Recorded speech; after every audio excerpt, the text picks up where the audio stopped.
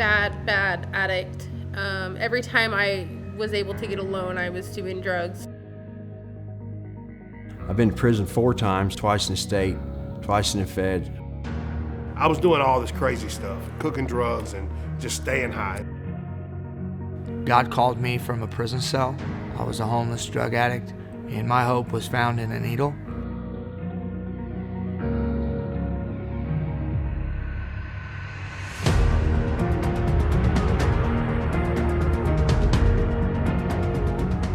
I was 8 months pregnant, homeless, living out of my van. You know, it wasn't Freeway that saved me, it wasn't John Stroup that saved me, but God uses Freeway in such a mighty way as a tool to reach these people. There's not a community or a county in America that doesn't have a drug problem. And the church has the answer, and it's the gospel of Jesus Christ.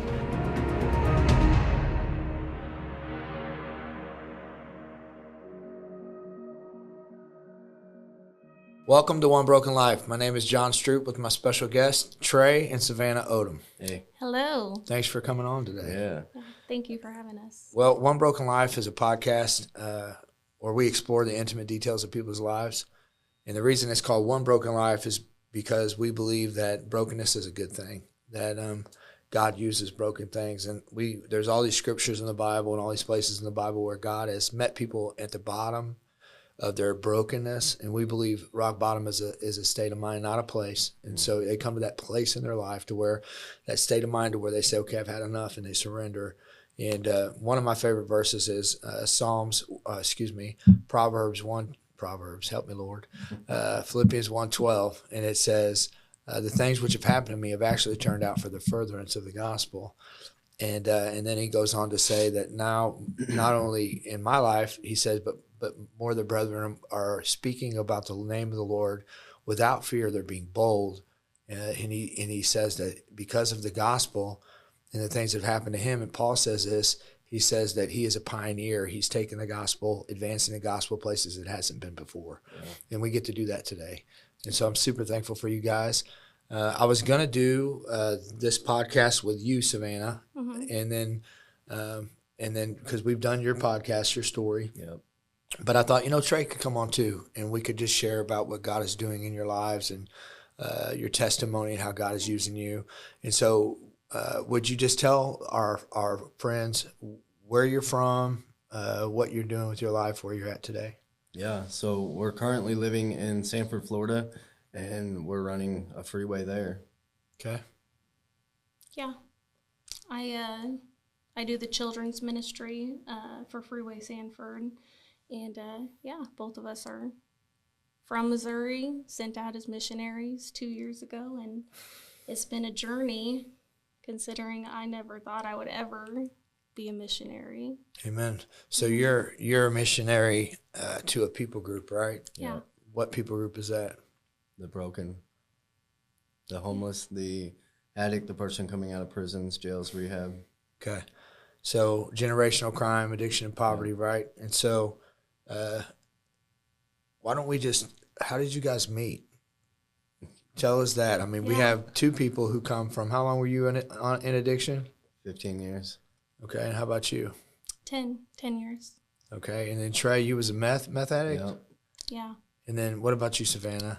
Everything but meth and heroin was my go-to.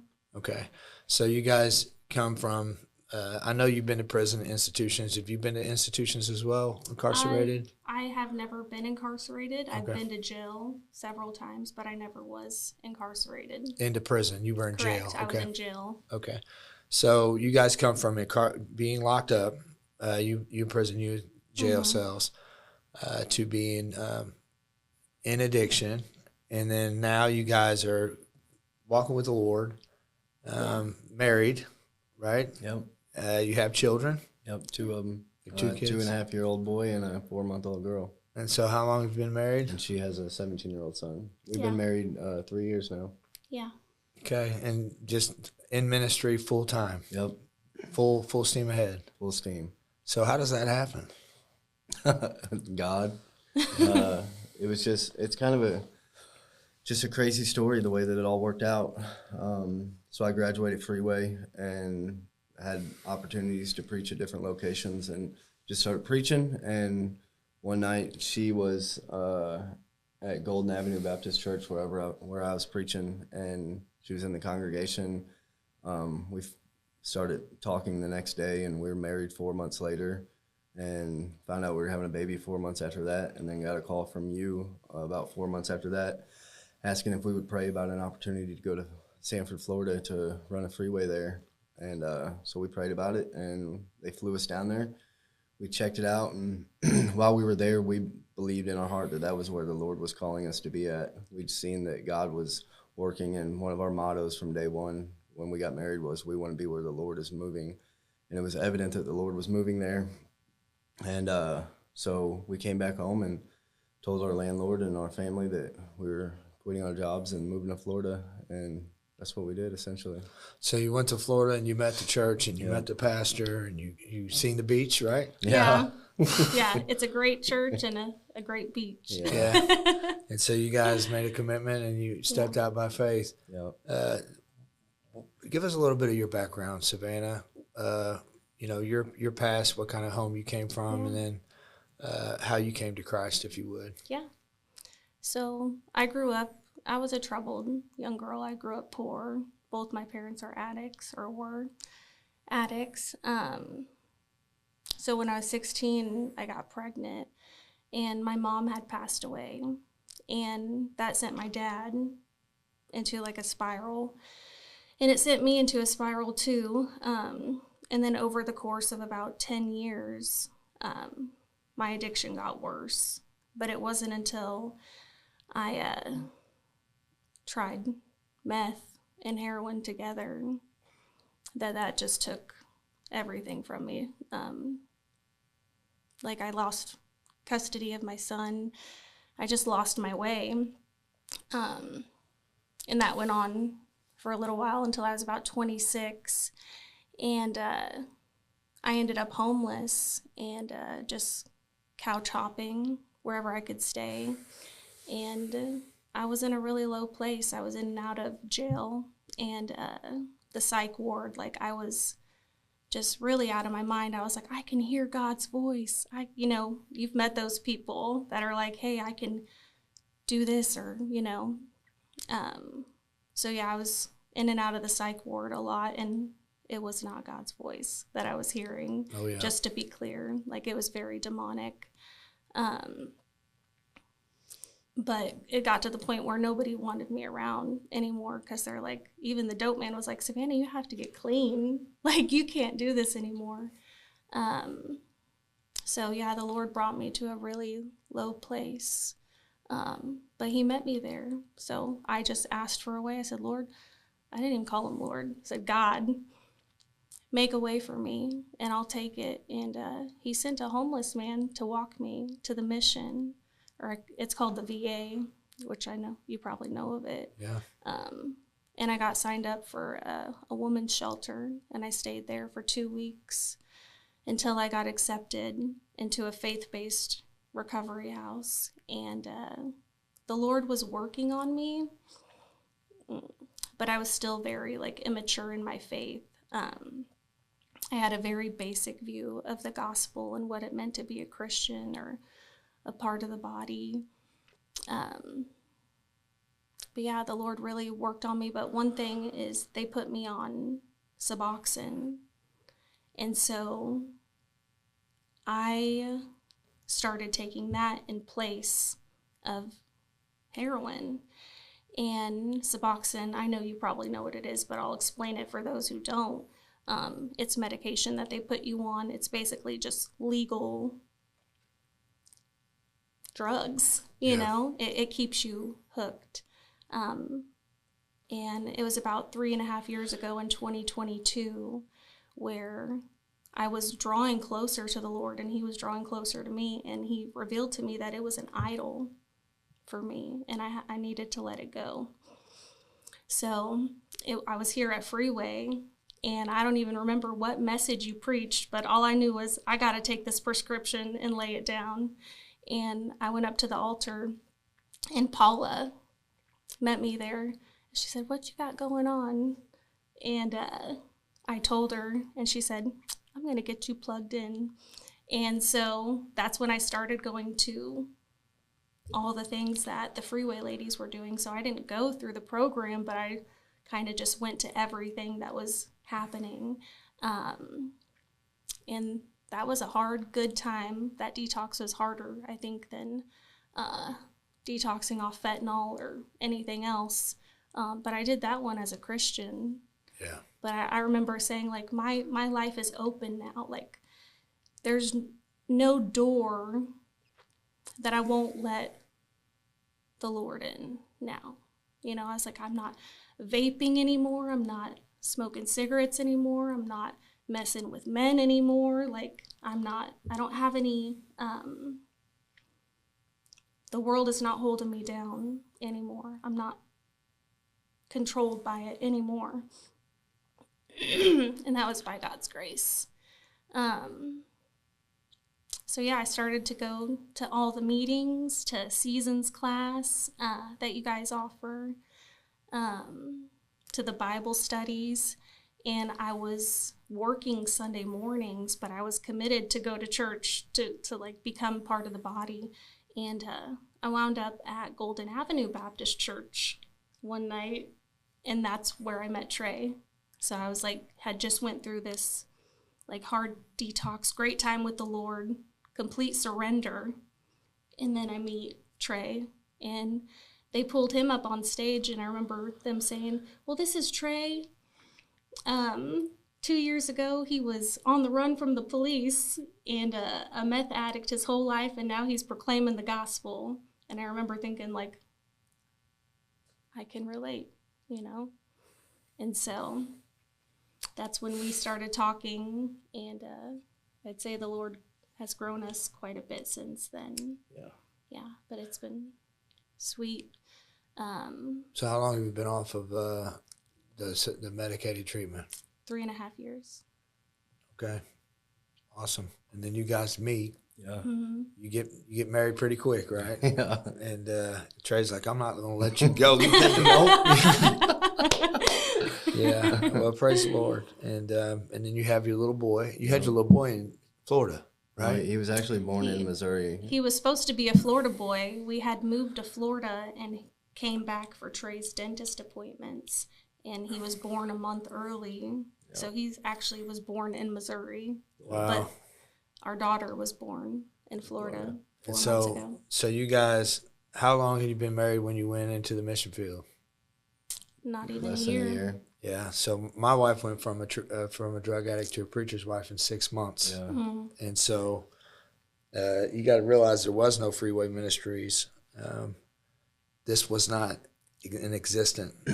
Yeah. We didn't have any of this. So we were able to pioneer all the structure and all learning from our mistakes and different things we were learning in ministry together. Yeah. And so it was hard, man. Yeah. And so when you come from, I'm speaking for myself because I don't know about you, but I could pretty much guess toxic relationships, right? Yeah. And so dope fiend, smoke screen, just you don't have no idea what a healthy relationship is, what a husband and wife should look like. And so you bring all that with you. Even though you're saved, you've been through the classes, you've been mentored, but still you haven't lived it out. Like you're together now and you're getting on each other's nerves, and he's doing stuff that's irking you and she's doing stuff that's irking you, and you guys don't know how to address each other without blowing up and fighting. And then you guys are trying to work that out, and then you're pregnant, and now you're in ministry, right? Yeah. And then you're far away from everybody you love, over 1,000 miles away, right? Yeah. Yes. And so that's hard. Yeah. It was so hard. So how did you deal with that? Well, honestly, I think that our first year on the mission field was probably one of the hardest years of my life, even in contrast to being homeless. It was just hard because a lot of people see on Facebook only the good that's happening, and so they're like, "Oh, I want to go on a mission. I want to do this, and I want to do that." But wherever the Lord is at work, the enemy is at work double time, and he's going to attack your mind. He's going to attack your body. He's going to attack your marriage. He's going to attack your ministry, and that's what he did. And he tried to tear us down. But the fact that we had such good leadership at our church with Arthur and Don and Jeremy, and that leadership there is just phenomenal. Amazing. And there were moments where we would just break down in the middle of public, crying, not knowing what to do, and we could call them and they would walk us through it, and they're like, this is not going to be the last time you break down in the middle of public, but we're here for you. And so I would say that, one, we had to rely a lot on the Lord because he brought us to so many different low places that we had nothing else to rely on but him. And two is that we had to rely on the people that God put in front of us. Yeah. And God put us in front of some amazing people that helped carry us through those storms. For sure. One thing I like, there's going to be a lot of inmates watching this. In jails and in prisons. Christian County Jail now has Pando. St. Clair County Jail has Pando. St. Louis County Jail has Pando. So there's a lot of people watching this that are in jail and in prison. And we get, jails and prisons are full of some of the most intelligent people, gifted, talented people you'll ever meet. And so a lot of times people get, they make a profession of faith. They really believe what they say. That jailhouse stuff, I don't believe in jailhouse religion. I believe people really make a commitment to the Lord, but they just don't know what to do when they get out. And so they don't have that community. And everybody wants to start something. They all want to start something. They got an idea for a ministry. They got the name. They got the this and that, but they have no idea what it's like to live as a Christian in the world. Yeah. And they'll ask me, give me some advice on how to start this nonprofit for wayward kids, and this and that. And I'm going to do this and that. And I tell them, join a church, submit to a pastor, mop the floors, learn how to be a follower, man. Learn how to submit for a year of your life. Get under that pastor and let him shepherd you first. And they they don't like that. But that's what you did. Yeah. You did it here, and then you went and did it there. Yeah. And so that community is gold, having that leadership. Leadership is great, but if you don't submit to it, it's not going to do you any good. Exactly. So it's both, right? Yeah.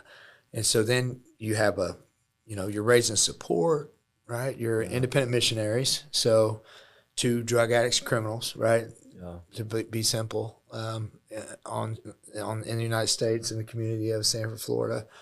And so you guys, you're funded by people who give to you, people who support you financially. And it's not easy raising money. It's not. So what's that been like? So we went on a faith journey, because when we went down there to canvass the area and meet the leadership, the church there said, we'll give you $1,000 a month to come run this ministry. And we had a church back home here in Missouri that our home church, Crossbridge, and they said, we'll give you $300 a month. And then High Street said, we'll give you $125. And so that's the support we had raised before we left. So we had $1,425 a month coming in, and we came home and quit our full-time job, believing that the Lord called us to Florida, and if he called us there, then he would take care of us. And it's been 2.5 years, and we haven't wanted for anything. We haven't needed for anything. We just moved into a new home, just bought a new vehicle. And so the Lord's taking care of us, but there is a faith element that comes along with raising support and being on the mission field. Yeah. God operates in the unknown. Yeah. And it's exciting. Yeah. I'll tell you, I was studying scripture today and I'm like, how could you not be thankful to God for what he's done? It's like, we operated in faith when we was bad guys. I mean, if you really think about it, because we didn't have anywhere to live. We had to get high. We had to use drugs. We had to hustle the money up, and we believed we was going to get that money, and we stepped out, and we worked for the enemy. The devil is a fisher of men, just like the Lord. Yeah. And we that's why I think drug addicts make great Christians, because we believe. Yeah. I mean, we believe in the unknown. We have enough courage to step out. Yeah. And it's exciting what God can do when you believe him. It is. So give us a week of your schedules. What do you guys do? Like,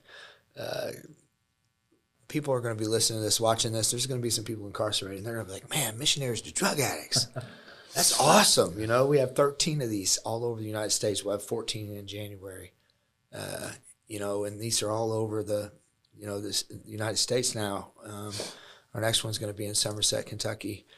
And, you know, they're probably thinking, well, what does that look like? Yeah. So tell them what that looks like. What's your schedule? So it's slightly different for us because we are a church plant, and so we meet at an elementary school on Sunday morning, so we don't have like a church building that we can have our own office at and stuff like that. So most of my work is done from the house, but Mondays and Tuesdays are fully devoted to sermon prep, and like the mornings, I try to model yours, which is like give your mornings to God, give your evenings to people, or your afternoons to people, and your evenings to your family. So that's what I'm focused on then. But Monday mornings or Monday nights, we have a house meeting at the house. We have a 1-year-long discipleship program in Sanford as well, and so we have a guy in there, Philip Carlton, and he's crushing it, doing everything that we want him to do and everything he's asked to do.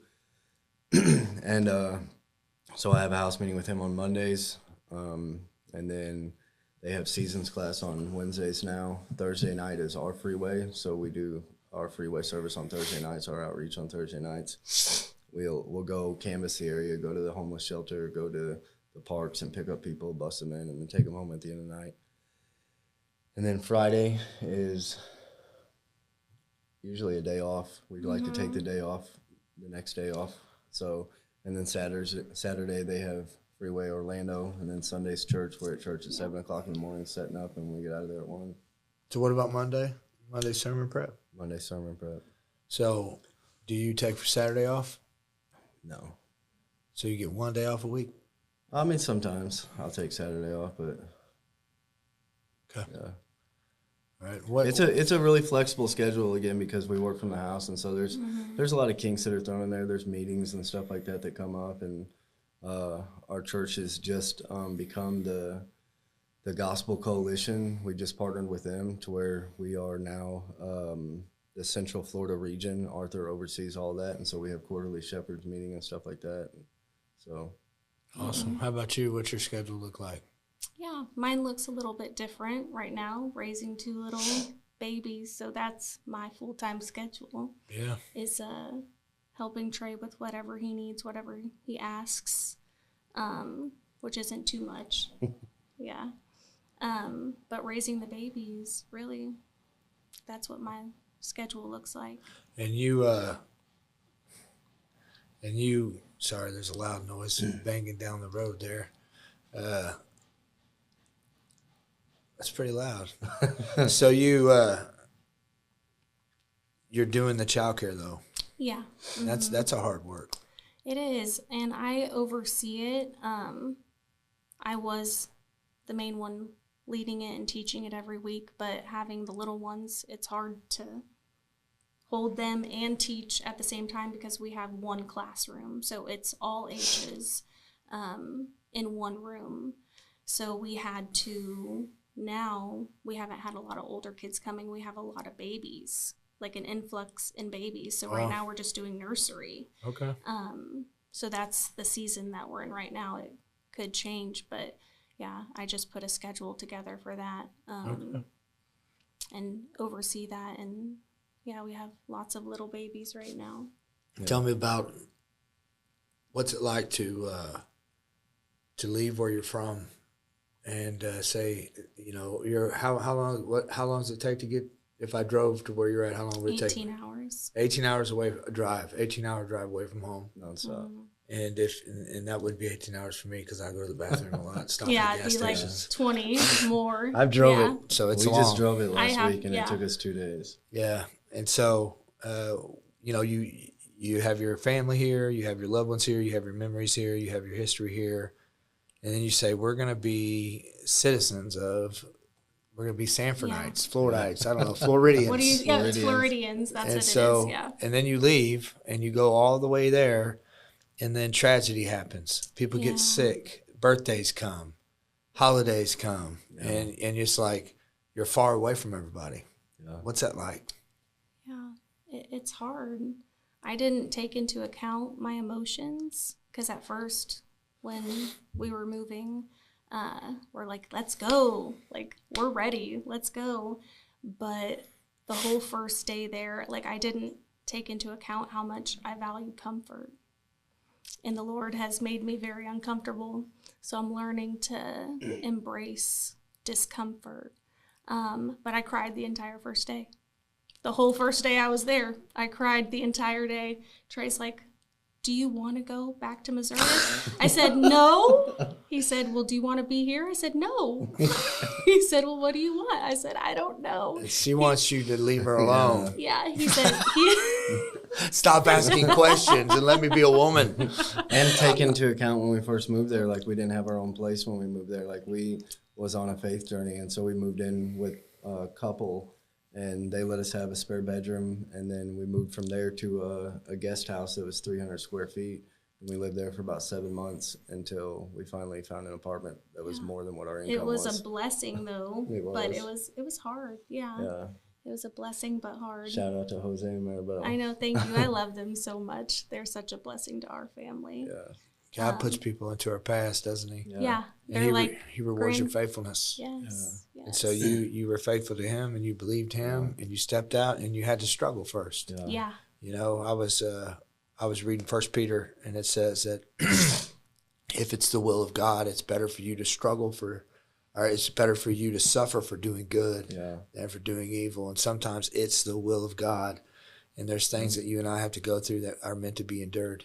Yeah. They're not meant to run from. They're not meant to. There's no quitter's crown.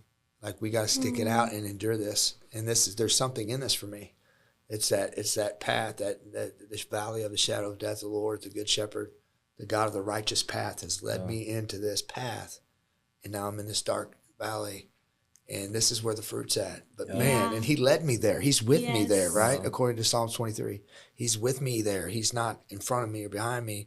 He's present. He brought me to this place, and I'm supposed to bear fruit here. You know, and that's what's happening, right? Because all the stuff you went through, and that you can reflect now. And you can say, wow, God grew me so much in that. So much. We're different people. We're different Christians.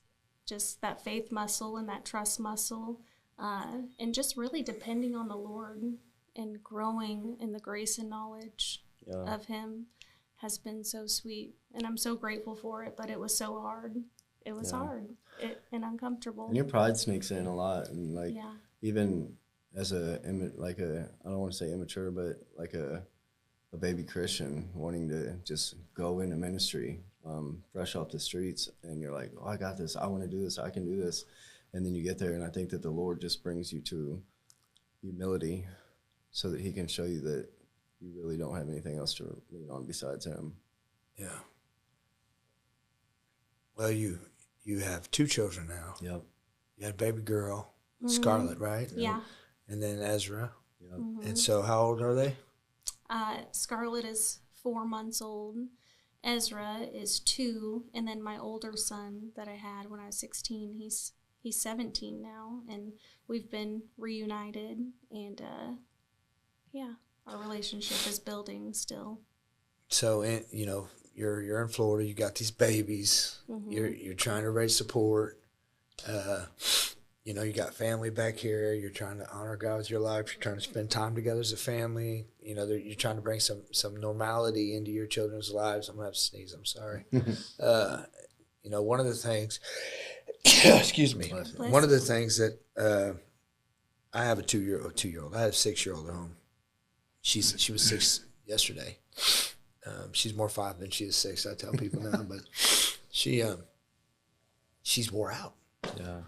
And she's cranky, and I was talking to a pastor, a mentor of mine, because no one should ever get to the place where they don't feel like they need a pastor. Yeah. And I called my pastor, Pastor Paul, Pastor Eddie Bumpers, but I called Pastor Paul Schaefer in Tennessee, and I said, man, on my way here, that's who I was talking to when I seen you at the door, getting parenting advice. I'm almost 50, you know, and I'm like, you know, I need some advice from my daughter. I don't want to get, you know, she's frustrated. She's got a hot temper. And, but, you know, one of the things I told him, I said, is we drag her around everywhere. Yeah. And we get home 3 nights a week at 9 o'clock. 9 o'clock on Sunday, 9 o'clock on Wednesday, 9 o'clock on Saturday. And sometimes 9 o'clock on Thursdays. So 4 days a week, and she's got to get up and go to school at 7 a.m. Yeah. And it's like, welcome to ministry. Yeah. You know what I mean? Yeah, People don't we get can that. relate. Yeah. It's like, the reason they're tired and wore out and cranky is because they are in ministry too. Yeah. That's the thing people don't think they realize. Your children are in ministry. My little girl had a birthday party. And I asked Charlotte, I said, did she invite any friends from Crossway or home church? They're all from Freeway, Yeah. kids she does ministry with. Yeah. It's like, there's another aspect to this thing with our kids, guys. Yeah. And so anyways, it's you got to be careful. Yeah. You got to really be That's careful. true. So anyways, so what advice would you have for somebody who's watching this, about to get out of prison? They're going to start their life over. They're watching this right now. Maybe they have aspirations to start ministry. Maybe they have aspirations to they heard this. I want to be a missionary. Yeah. I want to reach drug addicts and criminals too. What do I do? What would you tell them? Go to church, get plugged in, become a member of a local church, and just learn how to be a member of a local church first. I mean, it sounds like simple advice, but it's key. It's what you really need, is to be a part of a local church, because you read through the Bible, you read through the New Testament, you see all the one another's. You can't do that without the church. You can't one another without the church. You have to be a part of a local church. It's essential. Yeah. Yeah. I would say if you want to be a missionary, go for it. Yeah. We are knuckleheads. If the Lord is calling you, we're all missionaries in a way, but God really does cause all things to work together for the good, because we were just drug addicts. You were too, John. Yeah. And now you're used to reach that same people group. So I never would have thought I would have been a missionary, but God used the very thing, like you said in Philippians 1:12. Yeah. It is The things what happened to me. Yeah. Yeah. Yeah. For the furtherance of the gospel. But yeah, like Traie said, get plugged into a local Bible preaching church and be faithful first. There's I call it being a lone ranger. There are a lot of lone rangers. There's a lot of hippity hop, bada bing, bada boom ministries. They pop up, and there's no structure. There's no accountability. There's no holiness and purity. I'm a criminal with a little Jesus in there. Sprinkle a little Jesus, put a little Christianese in it, Yeah. And submission's a big deal. And submitting to authority, a community, accountability. My treasurer, Kenny Hale, one of my best friends, they call him the Kingpin. He's never been to prison or anything like that, but he's a really good dude. And Kenny said, accountability keeps an honest man honest. Yeah. And we need that. I need somebody to be in the intimate details of my life. Yep. Hold me accountable, address me, teach me how to live. Absolutely. Teach me how to be a father, teach me how to be a husband, teach me how to be a wife, teach me how to be a mother, and walk alongside people to walk alongside you. Yeah. And so an old Pentecostal missionary, his name is Jim Dearman. He was an AG missionary to Burkina Faso. And he's a little short, round guy. If he's watching this, I'm not trying to make fun of you, Jim, but he'd say, boy, and he'd say, if there's ministry in you, it's going to come out. And there ain't nothing you can do about it.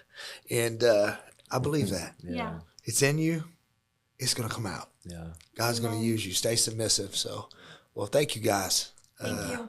It's really good to sit here and look at you. I love you guys so much. I'm proud of you guys. Killing it.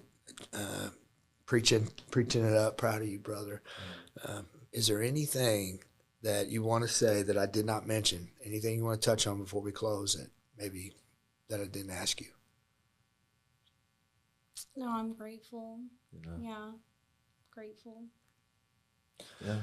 How can people find you if they want to pick you up for support? You can email me at freeway@restorationsanford.com, or you can call me at 417-630-9329. That's a pretty bold thing. You just put your number out there. I heard Chris whistle, I think. or you could go on our Freeway website. All of our partnered freeways that are in our network are their website, on our website, freeway-ministries.com. Yep. All the partnered freeways that are affiliated with us, they're all on there. You're on there. They can connect with you that way too. And if you're listening to us in Florida, we got open beds. That's Yeah. right. Yep, you got a program in Florida. Yep. Maybe there's somebody watching from the state of Florida and they need a home plan. Yep. They can home plan to you guys. So, Yep. well, thank you guys. Thank you, and Thank thank you, you guys for watching One Broken Life. And if you want to support One Broken Life or be a part of helping us do this, you can jump on freeway-ministries.com, become a one-time partner or a monthly partner. And if you like this episode, you can share it with your friends.